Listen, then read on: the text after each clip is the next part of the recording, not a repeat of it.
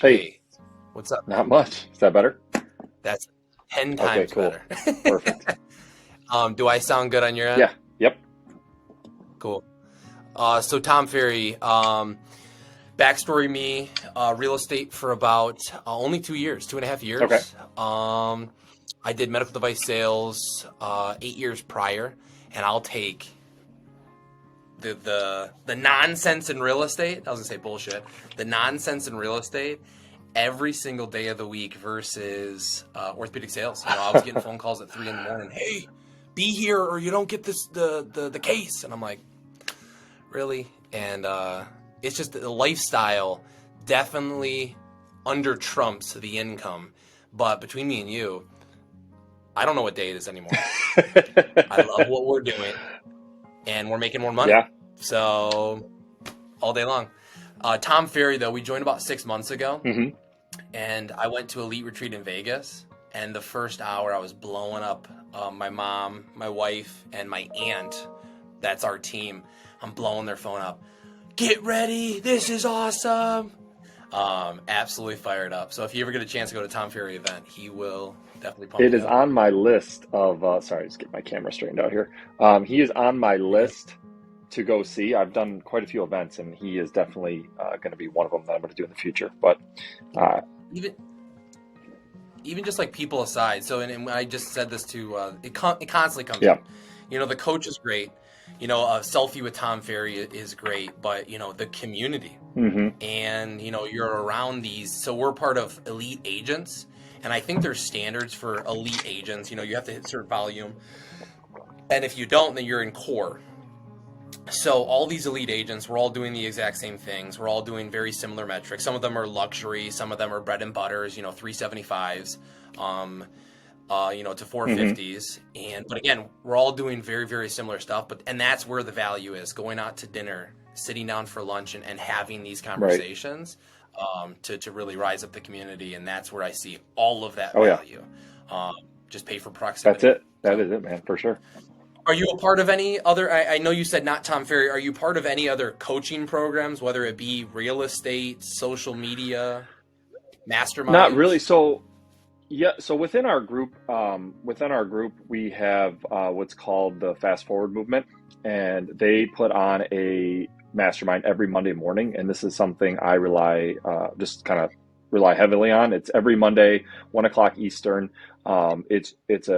It's led by Dan Beer and Kyle Whistle. If you don't know who Dan Beer and Kyle Whistle are, Dan Beer has they're either 1-2 or 2-1. I can't remember which one's number one. They keep going back and forth. But San Diego, California, number one luxury team in San Diego. Last year they did, I think Kyle did 500 million. Dan did like 650 million in real estate. And they lead this mastermind. We have new topics every Monday, and it's just like the value that they give in this group is absolutely insane. And this is my eighth year in real estate, and I've had nothing of this experience in like the last 7 years. So it's really, really cool. The value that they give is amazing.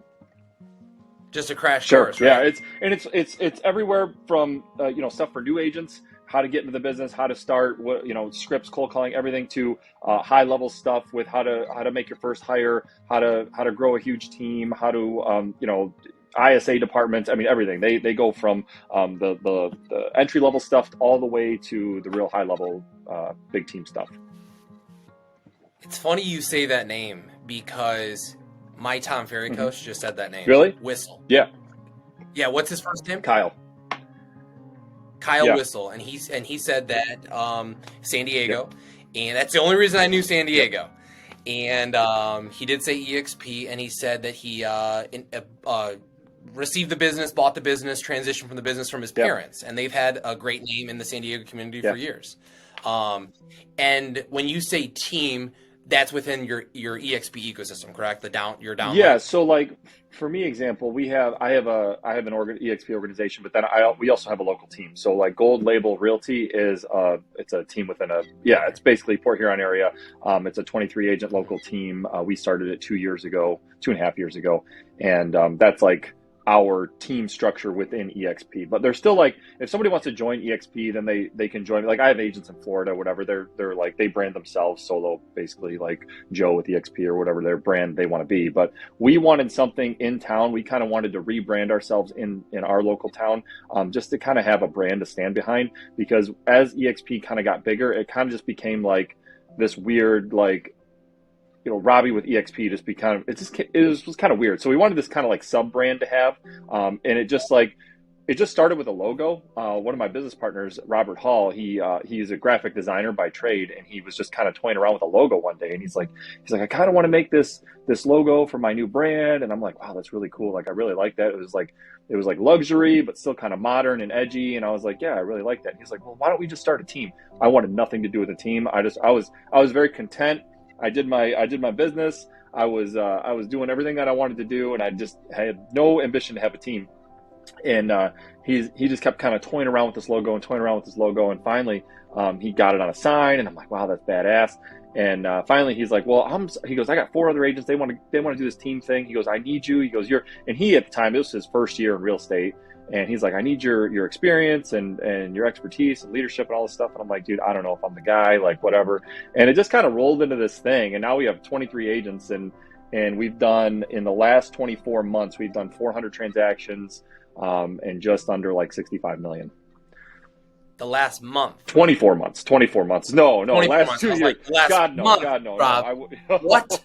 No, 24 months. I'm joining your last team. 2 years, no, we're averaging like 200 transactions a year. It's been really good. We have our town, I don't know what kind of, like, I don't know where your price point is, but we're like 160 to 180,000 is an average price point for us. We're Livingston County, okay. Just for reference. Yep. Livingston County, Brighton, Michigan, not far away at all. I think if I jumped in the car right now, I could get to you in an hour and a half. 2369 all the way to Port Huron. Yep.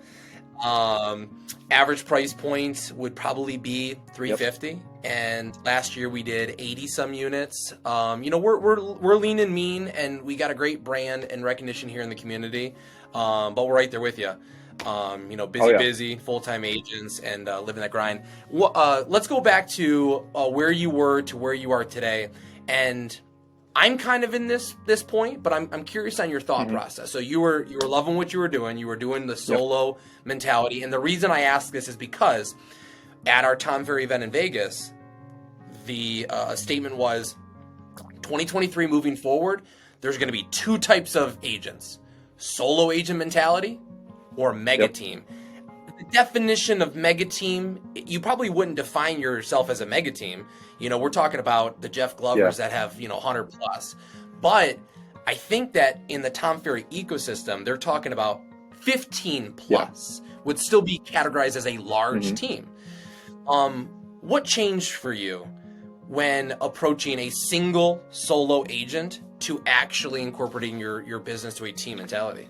Honestly, it was, and I don't like to, I don't in no way like want to keep bringing EXP back into it. But once I switched to EXP, and I actually, like, I was bringing agents into the organization, I kind of fell into this like weird leadership role. Like I went from like new agent in the business, I'm asking all the questions, I don't know what to do, to all of a sudden I have all these agents that are like calling me, like, how do I write a PA? How do I do this? And so I just fell into this like leadership role, and it was just kind of, it just kind of happened. It was really weird. And I just was like, it was like do or die. It was like, okay, you're going to do this or you're not. And at one point it was just like, okay, these people are counting on you, so step up. You know what I mean? You got to be a leader. So that was really it. And I came from a real small boutique brokerage. I was with that when I started my real estate career. I was with this small boutique brokerage, great agents there, a lot of experience, and I learned a ton from them. It was just too old school for me. I needed something more modern, and I was getting bored, and I was getting like, I had some success. My first 2 years, I didn't do a ton of business,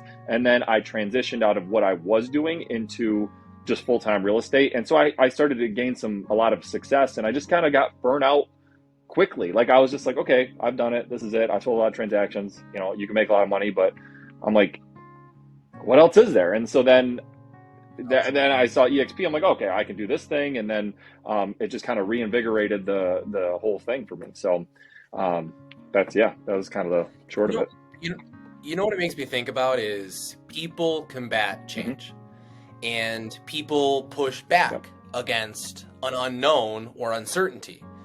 And it sounds like to me that you are evolving and you have accepted that change. And I think that is 90% the problem in any industry or any person, you know, pushing back against the unknown, but getting out of that comfort zone is inevitable and is necessary for growth. And we were actually just, playing around with a very similar change. We ultimately decided not to do it. We're very happy with where we're at. We're at Real Estate One, if you're familiar. So more or less, it would be defined as a boutique brokerage. It is larger, but it would still be a boutique brokerage here in Michigan. And we were looking at cloud-based options, and we were looking for the exact same thing, the change, the innovation, the growth within the real estate market. But again, and I applaud you for that. Not many people, granted, you know, me and you are young, and I'm kind of generalizing the average agent in the real estate world. They are not comfortable with that change. They do not want to evolve. And, good for you and shit. 2 years later, you guys got 23 strong, 400 units in 24 months. Yeah. That's crazy stuff. It's just kind of, it's just kind of evolved. And it's, it was not an easy decision. And I tell like people, like they act like, it's going to be this easy decision. From when I first started thinking about it to when it actually happened, it was probably 4 or 5 months that I thought about it. And it got to the point where, and you're right, 100%, like nobody likes change, and I was content, and I knew that I had to make a decision. I had to make a hard decision if I wanted to grow and I wanted to continue to do what I wanted to do. And the week before I actually pulled the trigger on it, I just moped around the house for a week, like literally did nothing. I was like almost depressed because I was very loyal to my broker, and I loved where I was and everything was going good, but I knew if I needed to go to the next level, I needed to make the change.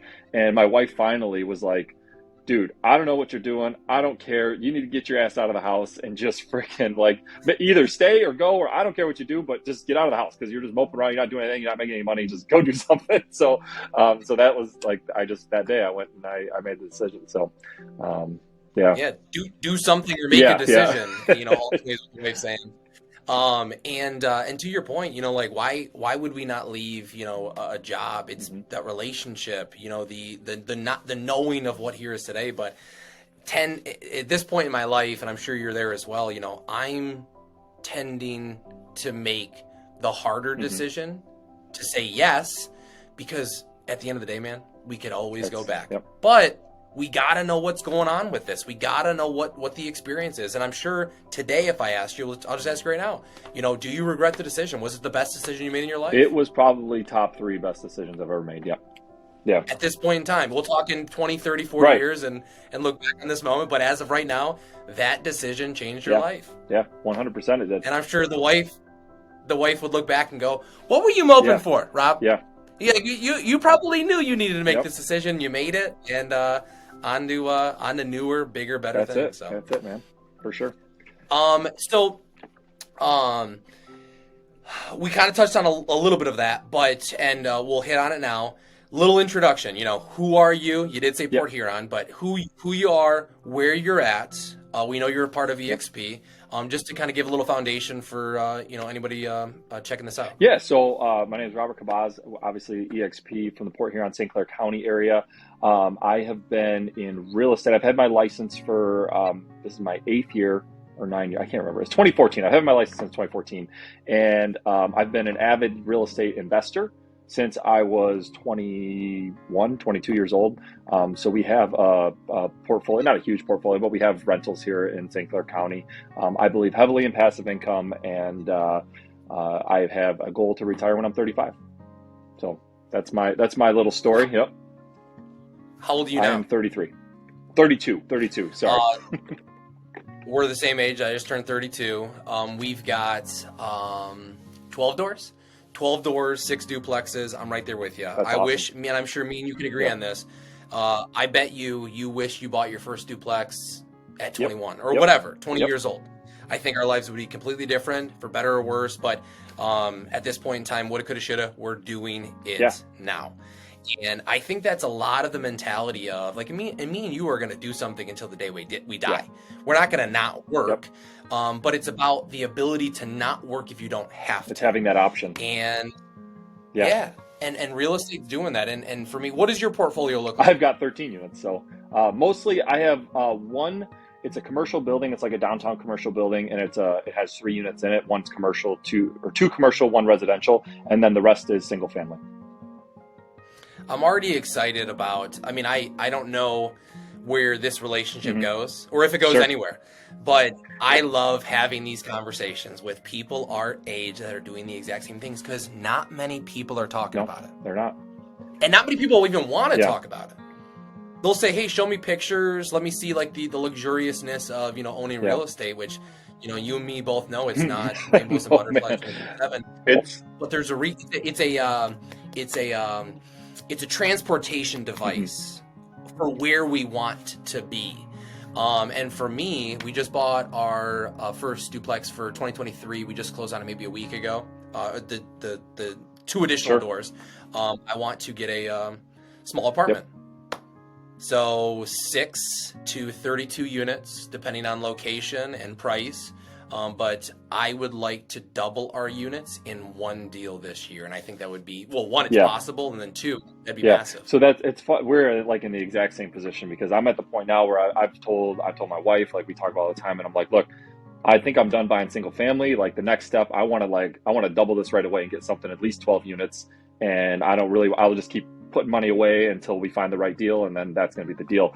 And I think that's how you grow. I've actually sold. I had 2 more, and I sold 2 properties off just because it would seem like the right move to do. I had got them at the right time, and it was the right thing to do. And I wanted to start to prepare for that bigger purchase when we find the right deal. So I'm a part of Go Abundance. Are you familiar with Go Abundance? No. So there's a lot of communities that are like Go Abundance, but it's about living bigger, fulfilled, bigger lives than just money. But the common denominator of a lot of these guys is net worth. A lot of them have $1 million plus net worths. A lot of them are in real estate. To be in Go Abundance, you have to have a net worth of $1 million plus. I'm in Ascend, which is just beneath that, so not there just yet. But it's about living those bigger, fulfilled lives, bucket list adventures, genuine contribution, genuine relationships and connections. Like, more than just we're talking about the weather, fluff. They call it horizontal income, but passive income. And then I'm missing out on 2. I'll text you those 2. But again, it's about living a more fulfilled, bigger life than just living the life within your career. You make me think of 2 guys that are local to us. Does the name Grant Warrington ring a bell to you? It does sound familiar. I couldn't, Downriver, 72 units, all self-funded, all self-managed. He's moving to Florida. And that's his whole thing right now is single-family homes suck. You need to be buying multi to large multifamily. And he's got a crazy following right now, 26,000 followers on Instagram. He's got a coaching program called the Apartment Buying Blueprint.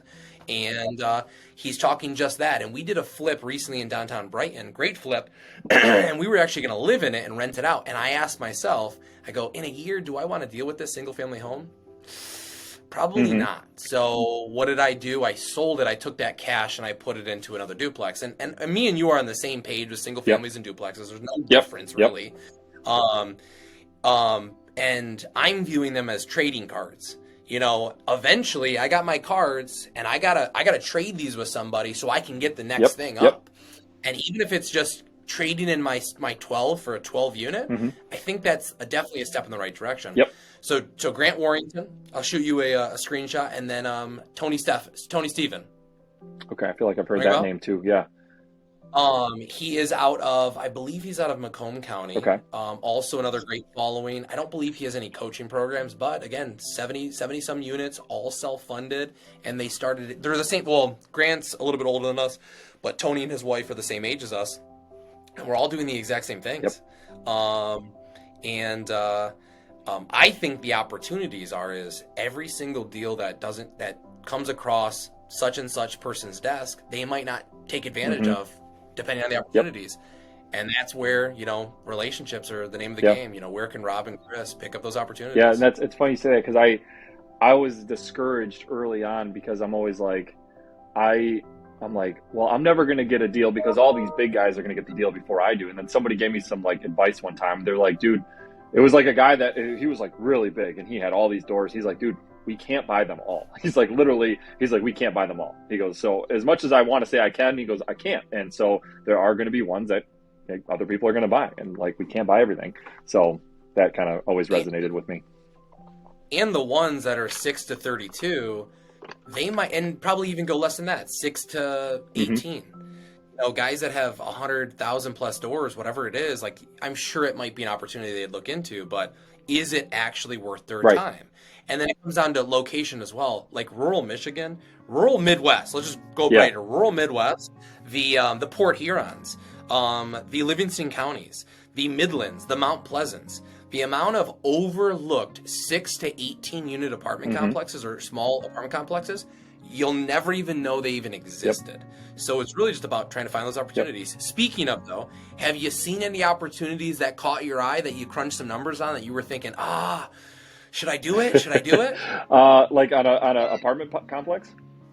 Yep. Oh man, what was the last one I looked at? There's one north of us in Croswell. I don't know if you've heard of Croswell, Michigan. It's like probably 30 minutes north of us. And there is what was it? It's a big deal. It's like 40 some units, and the guy wants like close to $3 million or something like that for it. But they're like really nice. It's like probably Class B or Class A property. They're very new roof, everything's really, you wouldn't need to do much to it. And I've looked at it, and you don't, like, the cash flow on it is low, but I think there's room to negotiate in the price too. So I've had a couple of other like investor guys, like I can't buy, as much as I want to say I can buy a $3 million deal by myself, I can't. So I've got a couple guys that are looking at it with me. But we've looked at it, so we've been toying around with that one, but yeah. Sign me up. And I think that people are concerned about partnerships, and partnerships are necessary, or because I don't think that like me and somebody else should necessarily partner on something like that, but it's bringing in maybe a third individual, so it's very democratic in how we create policy within decision making. But 3 to 5 guys going in on a $3 million deal, it just makes sense. And I didn't say it, but a part of it, and this is where I was going with Go Abundance, is my Go Abundance group. This the slogan that they keep telling me is fewer, bigger deals. And that defines that. A $3 million 40-unit property is a fewer, bigger deal. It doubles yours, or quadruples ours, and it gets other people into the deal. And then, too, me and you can manage that thing in our sleep. Until you get to the point where we just can't manage it anymore because we have too many full-time jobs. Which is a good problem to have. And then at that point in time, what do? You create a management company, and we benefit from that as well. So. And most people will actually tell you, like, that 40-unit apartment building is probably easier to manage than family homes. Like, everybody that I've ever talked to that's gotten to that point, they're like, yeah, it's actually much easier once you get to this level.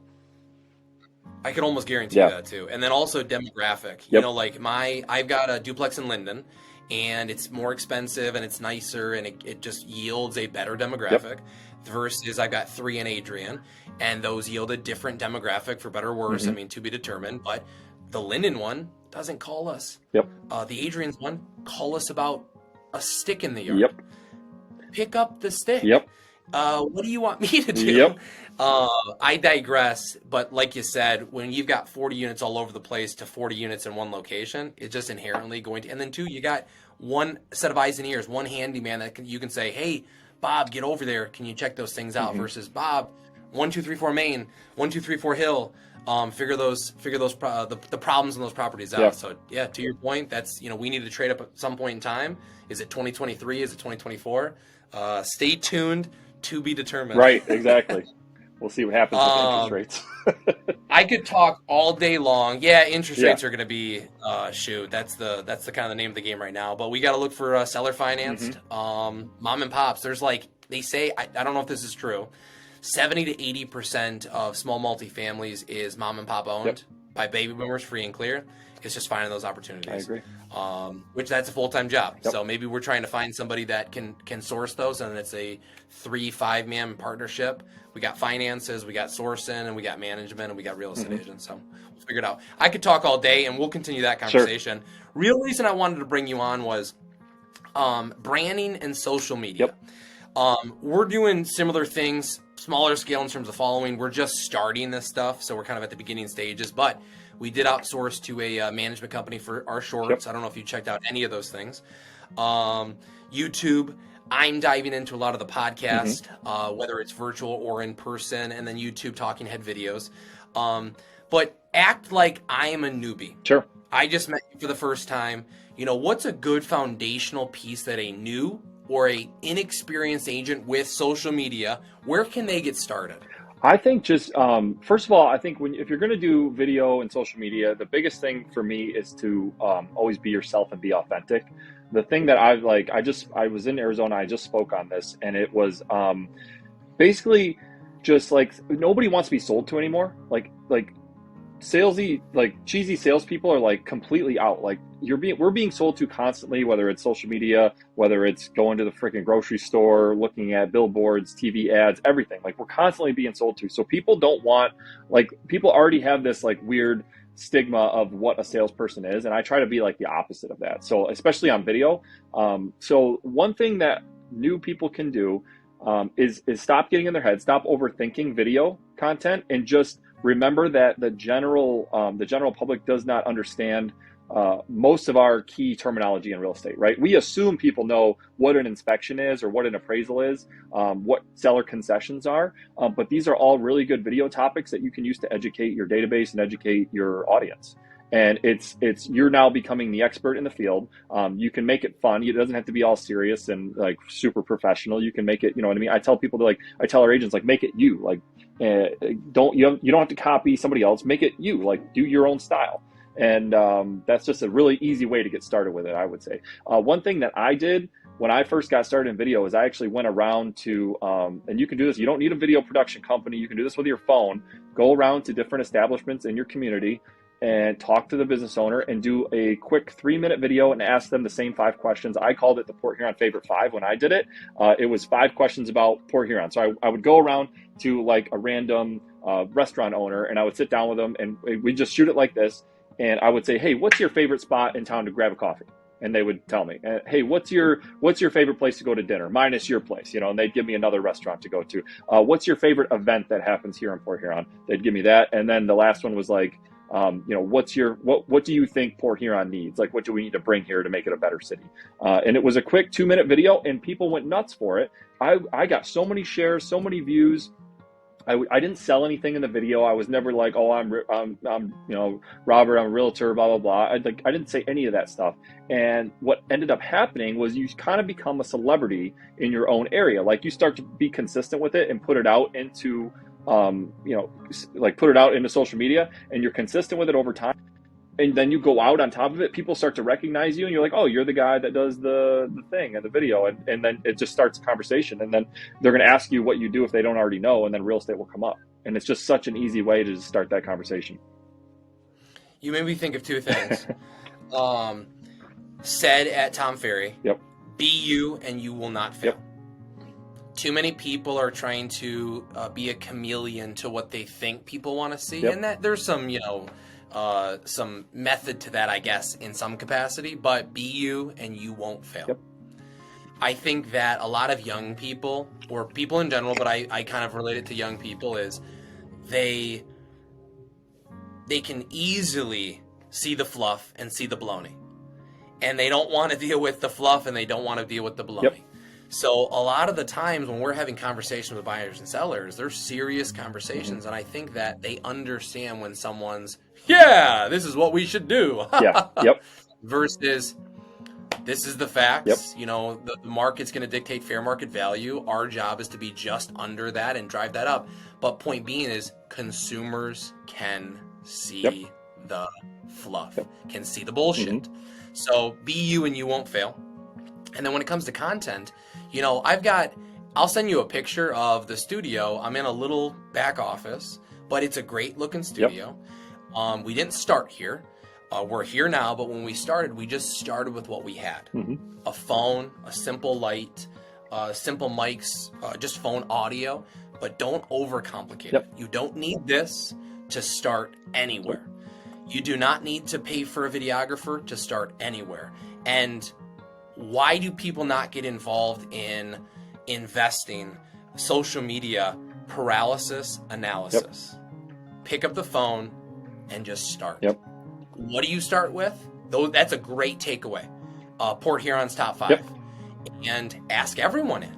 And now it'll be the new metric for the citizens of a community and their perspective of town and their takeaway. And now you get people on the streets, what's your top 5? Or they know the questions and they go through it. And now you become that local celebrity or that local voice. That's a great piece to start in. And you know what's funny about that too is I actually had the idea to do this long before I did it. And I was just asleep one time. And some, you get those nights where you can't sleep and all you just got thoughts going through your head. And I woke up and I'm like, I told my wife, I'm like, hey, I got this really cool idea for a video. Like, I think I should go around and do this. And she's like, oh yeah, you should do it. And then I didn't do anything with it. And then like a couple months goes by and she's like, why didn't you ever do that video? And I'm like, I don't know. I don't have this. And I don't know how to talk to this person. And she's like, well, if you don't do it, somebody else is going to do it. And then that just scared the out of me. And I was like, well, it was my idea. I'm going to do it. Like, she's like, well, you better do it because somebody else is going to figure it out and they're going to do it. And then you're going to be pissed off. So the next day I went out and I just did it. And I started easy. Like I contacted one of the local lenders or one of the title people that I work with. And I just like did one with one of them and we did it. And that's how we launched it. What was the idea? That was the Port Huron Favorite 5. Gotcha. Yeah. And then even too, like I thought it was going to be a different idea, and I'm sure no one has taken that. I'm sure you've got the commodity on kind of like that Favorite 5, but even like right now, I think a lot of people, you need original content. We can all agree on that. You need to be authentic. You need to find what your niche is going to be. But at the end of the day, just starting and kind of evolving with taking some pointers from other content creators is not a bad thing. Nope. It will too. It's geographical. What is somebody doing in Denver, Colorado that I can be relating to? But it goes down to mastermind and community and the conversations that you're having to cultivate these ideas. Yeah. Because I've never even thought about the Port Huron's Favorite 5. Now I want to think about Livingston County's Favorite 5 because no one's doing that. And it's a great place to start. Yeah. We are doing community spotlight videos, which has been a great thing. If you haven't seen them, check them out. They're on our YouTube. We just did one with Single Barrel Social, production, videographer. Our guy's got an FPV drone, so he flies it through the building. That's awesome. That's a different level. And we do those twice a month. But Favorite 5, I could do every single day. Yep. Yeah. And it just makes it that much easier and digestible for a new person that's dreading or concerned about starting in social media. Yeah, and remember too, you're now spotlighting somebody else and they're going to share it to their audience. And now you're hitting a completely different demographic of people that probably wouldn't have seen your stuff, which is awesome. I think of this line from, I forget where I heard it from, but if you try to sell them, they'll never believe you. If someone tries to sell them, they'll believe them 50%. If they convince themselves, they'll believe it 100%. So to your point of you're spotlighting somebody in the community. Oh yeah, Robbie, great guy, came over, Favorite 5. Hey, I saw your episode too. That was awesome. And then that word of mouth for you being, he didn't want anything from you. Wait. He didn't want anything from you? And that's the big thing for the community spotlight videos is people's first question is, well, what does it cost? Absolutely nothing. It's an opportunity for us for content. It's an opportunity for you to be spotlit in our community. And we see it as nothing but a win-win opportunity. And then at that point in time, it's relationships, it's word of mouth, and it's collaboration. And you're always giving value. And I think that's the key, man, is always giving value and never asking for anything in return. You will have more business. I tell our newer agents, like, my entire business was built on that model of just give, and it always comes back. It always comes back. And that's like, it's crazy, but I will always I never sell and I always give. Never sell and always give, and you will build a really nice business doing that. And you won't have to worry about much. Nope. You won't have to worry about much. Nope. My coach just actually talked about it too. Gary Vaynerchuk, Mm-hmm. jab, jab, jab, right hook. It's a great book. It's no different. Yep. Give, and then ask. Yep. If you do ask. Yeah. And maybe it's value. Do you know someone that's selling this Yep. year? If not, no big deal. Yep. Keep me in mind. Yep. But it's the reciprocity, for them to see the everything that you've given to them and the opportunities that you've given. It's psychology for them to say, wow, I need to give back to that individual. Yeah, they feel obligated.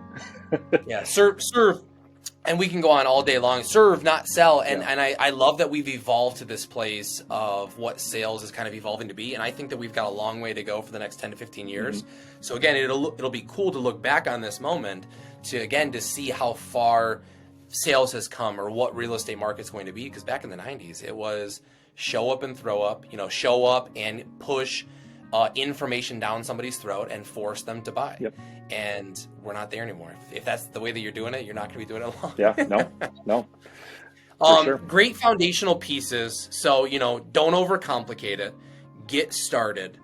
Favorite 5 is a great place to start. What's that level 2 for somebody? What's the next thing that they can be doing in terms of build? That's a great foundation to build a brand. Yeah.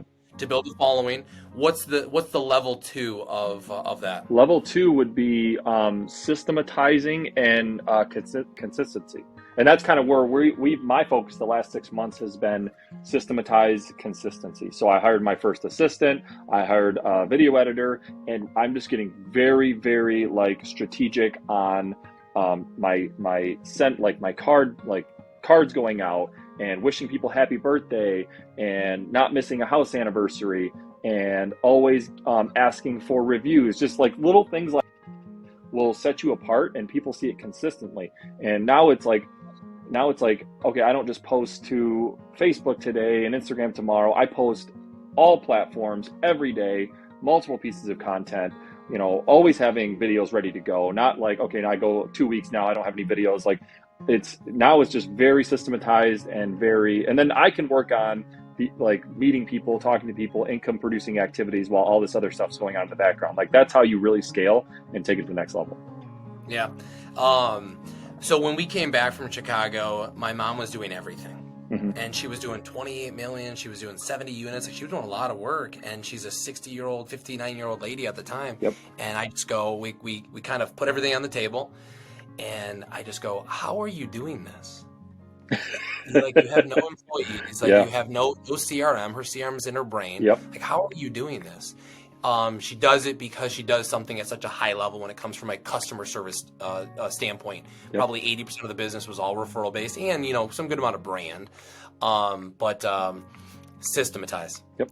I think the difference between level 1 and level 2 of anything, whether it's real estate, and we could argue that she created a system within her own capacity. Yeah. Was it modern? Was it technology? No. But she so created that system. And, a lot of people will look at what we're doing. And actually, I just had somebody come in yesterday and say, okay, well, how do I sync up the video to the audio? I go, an editor. Yep. Because I don't know how the hell to do that. Yep. and you need to give that to a professional because that's magic in my mind. And when we do a live podcast, this is super easy. Yes. This can get uploaded and then exported and uploaded easy. Yep. But we'll do a 3-camera angle, single audio with Rode mics or Shure mics. You can see it right there. So syncing up the 3-camera angles to the audio, that's not something that me and you have the time to be doing. Yep. I'm getting to a point. My point being is Pat, you have to focus on 3 things: listings, leads, touching your sphere. Yep. What am I going to focus in on? Obviously, buy side. We more or less divide and conquer. She sell, I buy. Yep. Buy side, working with my buyers, content creation, touching my sphere. Yep. I am starting to do. I think I said this early on. We did outsource all shorts to a media company. Yep. We will film on a Zoom call for curation. We will export those to a Google Drive. They will edit all of those, and then they will put them on a schedule to upload 30 days straight to all platforms. That's awesome.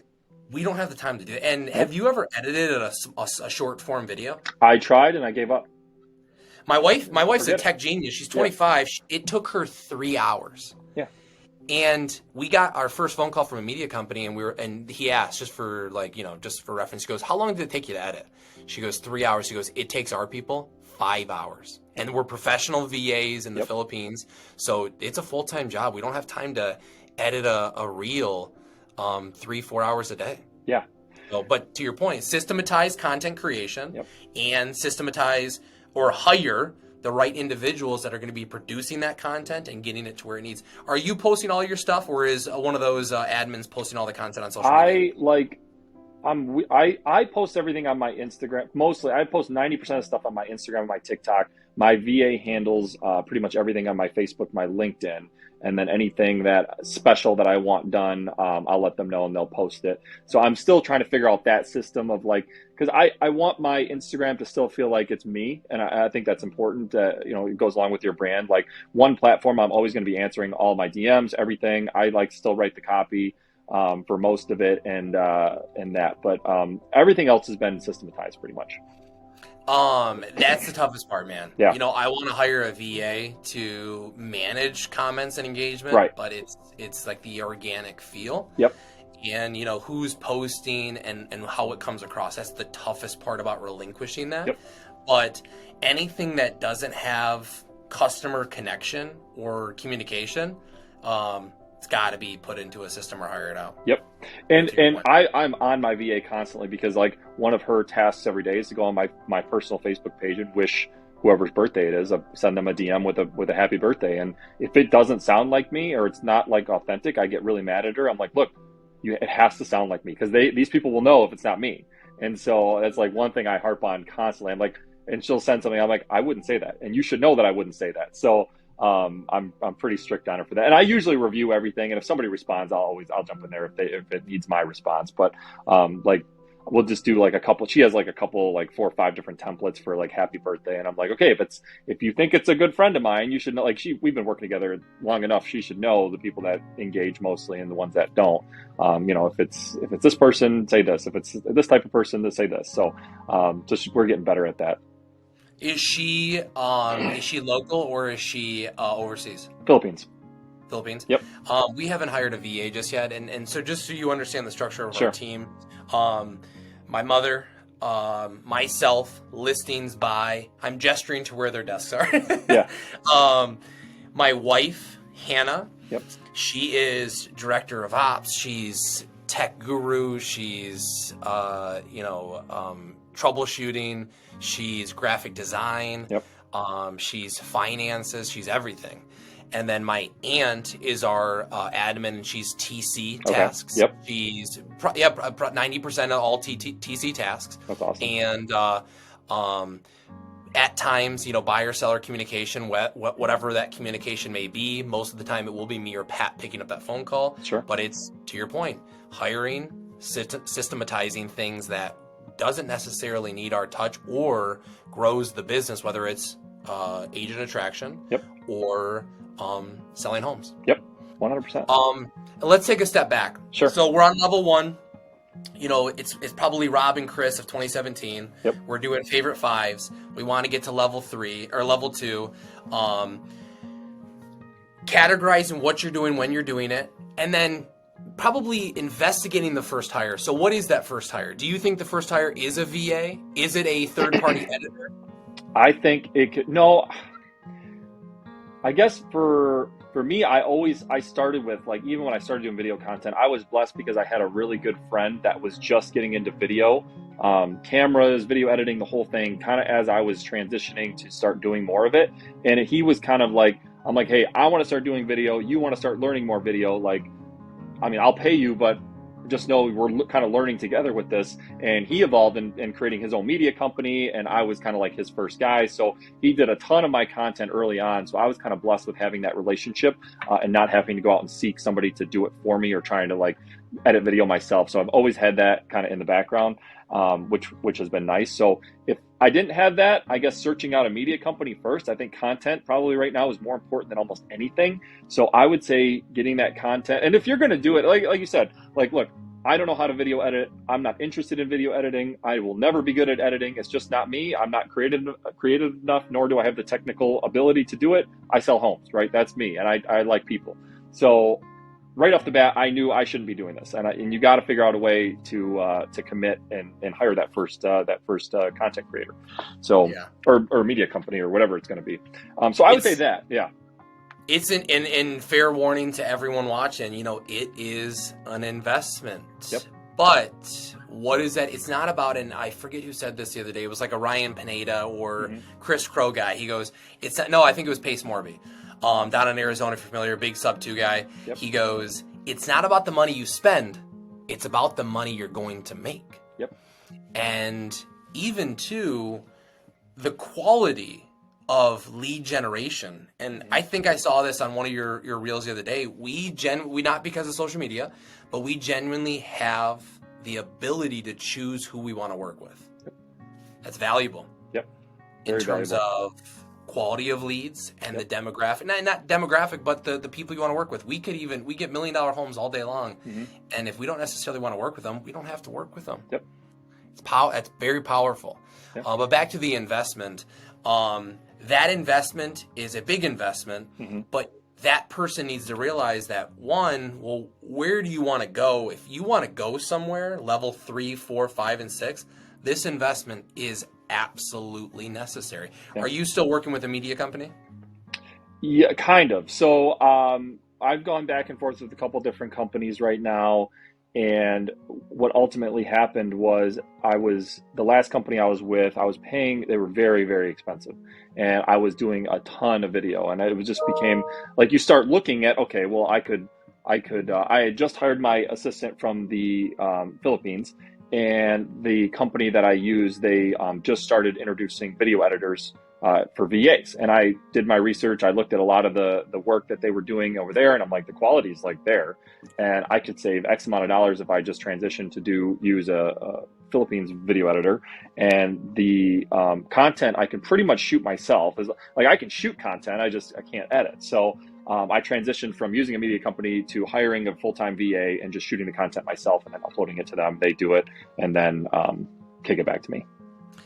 And you make me think of something too, constantly when we're having conversations about this, is know your strengths. Yep. And 10x your strengths. Yep. I think too many people, when they approach, whether it's social media or real estate, they're trying to fix their weaknesses. Yep. Forget that. Yeah. Focus on building the foundations of what you are really good at. Build a business around that. Hire the right people. One of our shorts recently, I truly believe this. You are one hire away from changing your business. Yep. The difference from going from a solo agent, $6 million to $12 million, I think it's one hire. And I think a lot of times that first hire, and this is an easy one, and it kind of gets you in the right mindset, is the TC. Delegate that stuff to a TC, and that's going to do something to your brain that go, wow, wait, my life just got way easier, and I just gave all this work to this person, and now I can focus on the things that I need to focus on. And sometimes, because I tell agents, when they're like, I don't know what to do, I'm like, do you have a TC? They're like, no. I'm like, go get a TC, have them do a couple transactions, come back and talk to me, tell me how you feel. And, if you don't like it in 6 deals, then on to the next. Yeah. But and people are, well, it's expensive, or it's an investment. Yeah, but going from $6 million to $12 million, that's going to be a drop in the bucket, but it means more money in your pocket, giving you the time back. And then too, I'd even go one step further, and we're talking about it now. It's what else can you delegate? Grocery shopping, cleaning your house. It all comes together to prioritize, to focus on what actually drives revenue. Yeah. So it was funny when I was in Vegas last year for a conference. Sphere Rocket is the company that I get my VAs from, and the owner of Sphere Rocket, his name's Justin Nelson. Young guy, he's 26, super smart dude. If you listen to this guy talk, you're like, this guy's brain is unbelievable. He has automated everything in his life, and he was kind of telling us the things that he has automated. He's and he speaks he's gone 300 days a year speaking all around the country. And so he's at my house, I have a camera set up on my fridge so that every time the fridge opens, it takes a screenshot, and then that gets sent to one of my VAs, and they count everything that's in the fridge, and whatever's missing, they order, and it gets delivered to my house. And then it prompts the old lady next door to come over and put the groceries away. And then while she's there, I also have a a camera that points at my laundry area, and it takes a picture of when the hamper gets full, and then that prompts her to go over there and do the laundry. And so he was like, I even systematize all my dating apps. He goes, all my VAs do my dating apps so that when I come home, I don't have a lot of time. I have 10 dates set up, and they have notes on every girl, and they tell me where to go, when to meet, what time the date is, and then that's it. He's like, literally everything in his life is systematized with. He's like, I do what I'm good at, and that's it. Yeah. I think the question that anyone watching has to ask himself is this, is where am I spending time that I can outsource a task for $10 to $15 an hour? Yep. Or $20 an hour, whatever it may be. Because, you know, our hourly wage, if we actually calculate it, is way more than that. Way more. But what are we doing consistently that can be outsourced for $20 an hour? Yep. The average. Go on. Go ahead. I was going to say the average. We could create a list, like a big list. So the average. The average listing, when you break the average listing, I think is the agent would have about 12 hours into the average listing from signing to closing, and the average buy side is, I believe, like 20 some hours, a little more. It's like 18 to 22 hours. And when you break it down with the average commission, like an average listing is like $300 an hour, and an average buy side is like $180 or $200 an hour. So I tell our agents all the time, like, you make $300 an hour. Should you be doing that task for $300 an hour? Like, and they're like, well, no. I'm like, should you be doing that task for $100 an hour? Like, I shouldn't even have to have this conversation with you. You need to get this task off your plate. And I think so many young agents, or not young, but just newer agents, they trick themselves into thinking that they're busy when they're doing all this paperwork and all the transaction stuff, that you could sit there and do 3 or 4 hours of transaction stuff and then be like, oh man, I had a great day today. I did all this work. And it's in reality, they did nothing to help like actually better their business or bring in more business. And it's like, you guys did nothing today. You just did a bunch of paperwork that you could have paid somebody else $20 an hour to do. And they trick themselves into thinking that they've had this big productive day. And I'm like, you haven't. This is not an offensive term, I think. Well, maybe it is, but busy idiot. Yep. A lot of people, you know, spin their wheels thinking that, no, I'm moving the needle. Well, it's a give and take. You know, I don't think that, and I'm kind of taking a step back, but I think when people look at the camera and they go, hey, I'm at an inspection today. Hey, we're showing houses today. Yep. I don't think that that's authentic content. Nope. But then people are showing busy work. Hey, this is what I did. This is what I did. And my mind goes to, again, if it's not a phone call, my phone should ring for one reason only: new business. Yep. Obviously, I'm cultivating these buyers and we're moving that needle. But if I'm sitting in my office, which, you know, I am, it's about making videos, it's about making content and just putting something out there. Versus, and don't tell anybody this, I'll tell you a secret. Sure. I haven't written one purchase agreement in my life. That's awesome.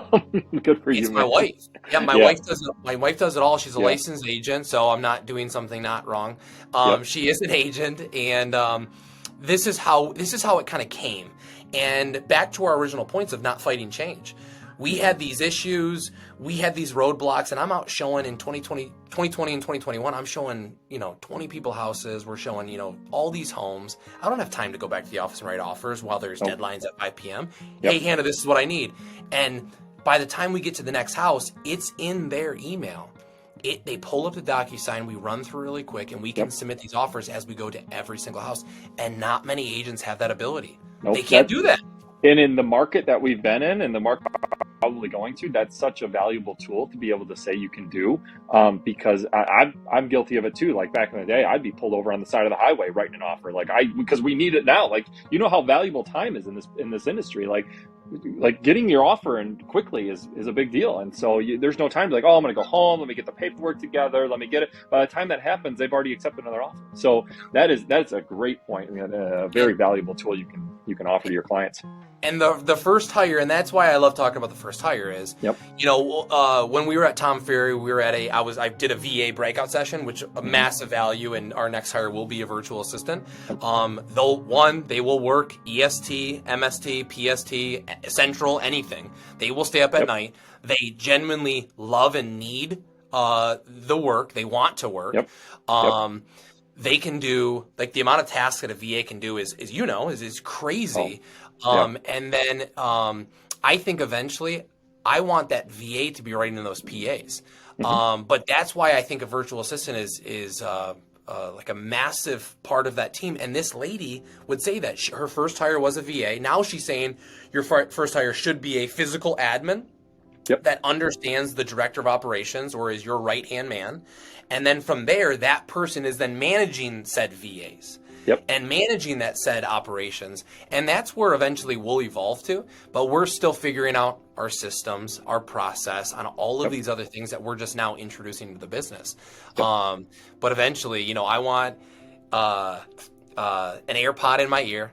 And while I'm running and gunning, I'm talking to the VA and just kicking those things out to where my wife can now start to focus in on revenue driving tasks that actually move that needle for the whole business. So that's awesome. I could talk all days about VA. So could I. I think I'll shoot you a text or a DM of my cell phone. Looking forward to seeing where this goes. I think this is a lot of great value. We talked about a lot of stuff. I did not expect to talk about investment real estate. If there's a takeaway from this today, fewer bigger deals, audience out there. Get started. Get started with social media. Don't keep it complicated. Not prioritize, but hire the right individual so you can prioritize the time that is being spent in the right avenue. And this is what I was going to say to you about that is I was doing some demo at one of our rental properties. And don't get me wrong, I learned a lot. I needed to learn that. But then the second time I go, what am I doing? I go, I could go sell a house and pay for this and make money. Like I can't be focusing on not selling houses. And that's when it kind of dawned on me to, now I need to build the team. We're think so similar, and it's funny because my dad, I was one last quick story. So I learned about real estate. I grew up and my dad was a big real estate investor, so he always had rentals. He at one point he probably had 40 to 50 doors, all in St. Clair County, and so I'd watched that growing up my whole life. We'd be, he'd take me and my brother and sister to the house that he was working on at the time, and we'd be there till midnight because they're doing all the work themselves. And I got that experience at a young age, and I always knew I wanted to own real estate. And when I started actually doing it, and I'm always like, well, my dad always did everything himself, and I'm like, I'm not really good at it. Plus, I'm making money doing this, and it just never made sense to me. And me and my dad always butt heads because he's like, cannot believe that I hired the things out that I hire. I'm like, oh, Dad, I just replaced the furnace. And he's like, what do you mean? What do you mean you replaced the furnace? What do you mean? How much you probably paid all this? I'm like, yeah, but I also sold a house when that guy was doing that. So I made up for it over here. And he's like, well, I had this it always bothered me because I'm like, why can't my dad's a smart guy and I'm a smart person. So why can't we see eye to eye on this? And it finally dawned on me, and I don't know why I didn't see this before, but it was like, okay, my dad, first of all, that was a completely different generation. And he grew up with the mentality of do it yourself. You got to, put your hard work in and save the sweat equity and all that stuff. And then I also realized he also didn't have another option. That was his source of income was rentals. That was it. And me, I have 2 other businesses. So it's the rentals for me is strictly investment. I want passive income. I don't care if I have to pay for everything. As long as I net $1 at the end of the day, it made sense, right? It's I didn't have to lift a finger and I made $1. So that's the way I look at it. He looked at it as I need to save every penny I can on every piece of work or whatever. So I'm going to be the one that goes over there and collects the rent. It's I want to do nothing. My tenants, I tell them, I'm not picking up rent. You're paying electronically. If you don't have a bank account, I'm not renting to you. It's 2023. If you can't pay electronically, forget it. I'm not renting to you. That's it. And I want everything streamlined. That's it. So yeah, that was the quick story I thought about. We did that flip. It's very similar. And two, yeah, I genuinely am curious. Maybe it was scarcity. Maybe it was do everything yourself. Maybe that was the only option. Maybe we didn't have the abundance of contractors and opportunities that we do now. I think that will change here with generations and boomers kind of going into retirement. So stay tuned on that. But we did this fix and flip. I didn't do a thing. We held the house for 2 months. We made $10,000. Yes, if I did it all by myself, could we have made 20, 30? But it would have taken us 4 to 6 months. So then at that point in time, it's opportunity cost. And that's where my mind goes to. And that's not the biggest critique, but you're that's all you made? I go, I held a house for 2 months. I brokered finances. I delegated contractors, and I made $10K for ultimately not doing much. I go, that sounds like a pretty good 2 months. Yep. Yeah. Yes, me. I mean, and the people that are kind of saying that are not even doing those things. And it's kind of know your circle, know your, who you having conversations with. Who you're taking your advice from. No, and we take advice from a lot of people, on social media, short to short. Be careful who you're consuming that content from, because they could be leading you down the wrong path. That is probably by far, and that's a great takeaway. Know who you're, be weary of the information you're receiving. That was one of the biggest pieces of information or advice that I ever got, was like, okay, who are you taking your advice from? Look at who you're taking advice from. The people that are telling you no, where are they at? Are they where you want to be?